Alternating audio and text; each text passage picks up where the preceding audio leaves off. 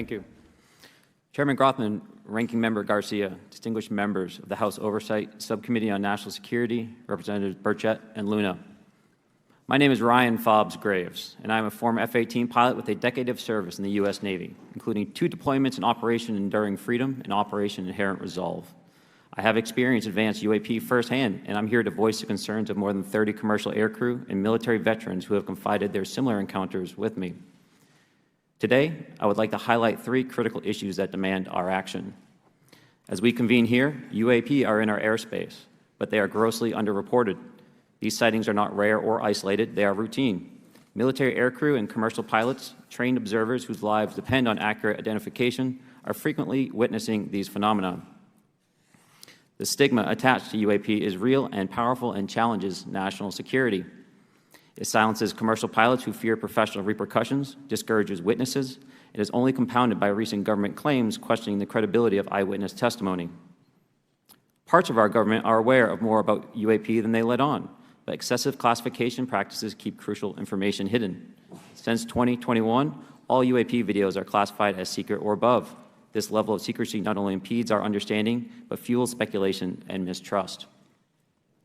In 2014, I was an F-18 Foxtrot pilot in the Navy Fighter Attack Squadron 11, the Red Rippers, and I was stationed at NAS Oceana in Virginia Beach. After upgrades were made to our jet's radar systems, we began detecting unknown objects operating in our airspace. At first, we assumed they were radar errors, but soon we began to correlate the radar tracks with multiple onboard sensors, including infrared systems, eventually through visual ID. During a training mission in Warning Area Whiskey 72, 10 miles off the coast of Virginia Beach, 2 F-18 Super Hornets were split by a UAP. The object, described as a dark gray or a black cube inside of a clear sphere, came within 50 feet of the lead aircraft and was estimated to be 5 to 15 feet in diameter. The mission commander terminated the flight immediately and returned to base. Our squadron submitted a safety report, but there was no official acknowledgement of the incident and no further mechanism to report the sightings. Soon, these encounters became so frequent that aircrew would discuss the risk of UAP as part of their regular pre-flight briefs. Recognizing the need for action and answers, I founded Americans for Safe Aerospace. The organization has since become a haven for UAP witnesses who were previously unspoken due to the absence of a safe intake process. More than 30 witnesses have come forward, and almost 5,000 Americans have joined us in the fight for transparency at safeaerospace.org. The majority of witnesses are commercial pilots at major airlines. Often, they are veterans with decades of flying experience. Pilots are reporting UAP at altitudes that appear above them at 40,000 feet, potentially in low Earth orbit or in the gray zone below the Kármán line, making inexplainable maneuvers like right-hand turns and retrograde orbits or J-hooks. Sometimes these reports are reoccurring, with numerous recent sightings north of Hawaii and in the North Atlantic. Other veterans are also coming forward to us regarding UAP encounters in our airspace and oceans. The most compelling involve observations of UAP by multiple witnesses and sensor systems. I believe these accounts are only scratching the surface, and more will share their experiences once it is safe to do so. In closing, I recognize the skepticism surrounding this topic. If everyone could see the sensor and video data I witnessed, our national conversation would change. I urge us to put aside stigma and address the security and safety issue this topic represents. If UAP are foreign drones, it is an urgent national security problem. If it is something else, it is an issue for science. In either case, unidentified objects are concerned for flight safety. The American people deserve to know what is happening in our skies. It is long overdue. Ranking members and congressmen, thank you. I'm happy to be here. This is an important issue, and I'm grateful for your time. My name is David Charles Grush. I was an intelligence officer for 14 years, both in the U.S. Air Force, both active duty Air National Guard and Reserve, at the rank of major, and most recently from 2021 to 2023, at the National Geospatial Intelligence Agency, NGA, at the GS-15 civilian level, which is the military equivalent of a full bird colonel. I was my agency's co-lead in unidentified anomalous phenomena and transmedium object analysis, as well as reporting to the UAP task force, UAPTF, and eventually, once it was established, the All Domain Anomaly Resolution Office, AARO. I became a whistleblower through a PPD-19 urgent concern filing in May 2022 with the Intelligence Community Inspector General. Following concerning reports from multiple esteemed and credentialed current and former military and intelligence community individuals that the U.S. government is operating with secrecy above congressional oversight with regards to UAPs. My testimony is based on information I've been given by individuals with a long-standing track record of legitimacy and service to this country, many of whom also have shared compelling evidence in the form of photography, official documentation, and classified oral testimony to myself and my various colleagues. I have taken every step I can to corroborate this evidence over a period of 4 years while I was with the UAP task force and do my due diligence on the individual sharing it. This is because of these steps, I believe strongly in the importance of bringing this information before you. I am driven by a commitment of both to truth and transparency, rooted in our inherent duty to uphold the United States Constitution and protect the American people. I'm asking Congress to hold our government to this standard and thoroughly investigate these claims. But as I stand here under oath now, I am speaking to the facts as I've been told them. In the U.S. Air Force, in my National Reconnaissance Office, NRO, reservist capacity, I was a member of the UAP task force from 2019 to 2021. I served at the NRO Operations Center on the director's briefing staff, which included the coordination of the Presidential Daily Brief and supporting variety of contingency operations, which I was the Reserve Intelligence Division Chief backup. In 2019, the UAP Task Force Director asked me to identify all special access programs and controlled access programs, also known as SAPs and CAPs, we needed to satisfy our congressionally mandated mission, and we were direct report at the time to the DepSecDef. At the time, due to my extensive executive level intelligence support duties, I was cleared to literally all relevant compartments and in a position of extreme trust, both in my military and civilian capacities. I was informed in the course of my official duties of a multi-decade UAP crash retrieval and reverse engineering program, to which I was denied access to those additional read-ons when I requested it.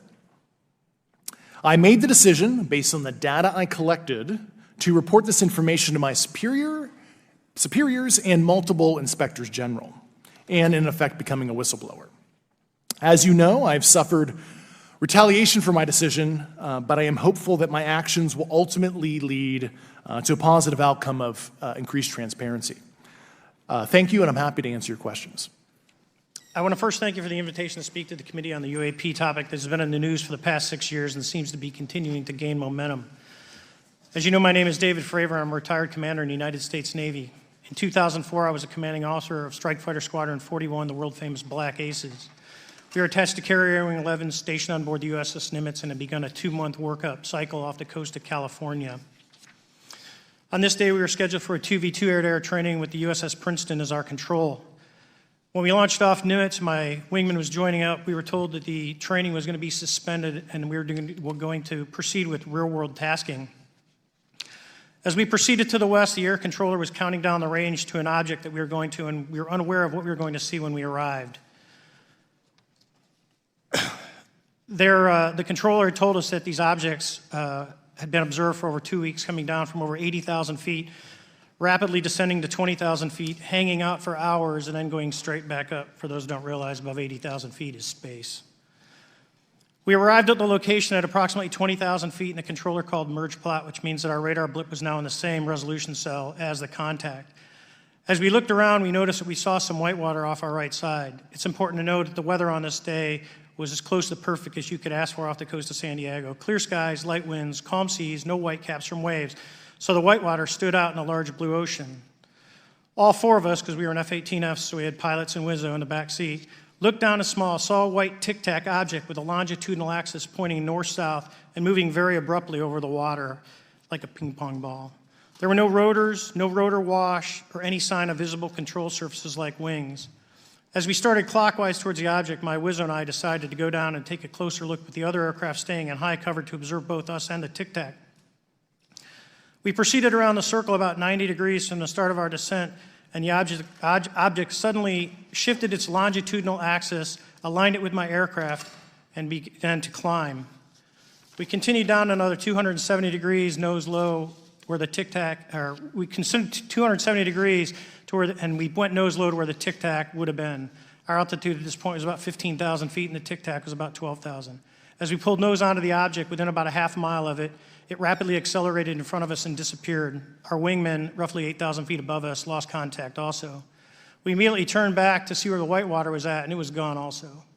So as we started to turn back towards the east, the controller came up and said, "Sir, you're not going to believe this, but that thing is at your cap point, roughly 60 miles away in less than a minute. You can calculate the speed." We returned to Nimitz. We were taking off our gear. We were talking to one of my crews that was getting ready to launch. We mentioned it to them, and they went out and luckily got the video that you see, that 90-second video. What you don't see is the radar tape that was never released, and we don't know where it's at, of the active jamming that the object put on an APG-73 radar, and I can get into modes later if you're interested. What is shocking to us is that the incident was never investigated. None of my crew were ever questioned. Tapes were never taken, and after a couple days, it turned into a great story with friends.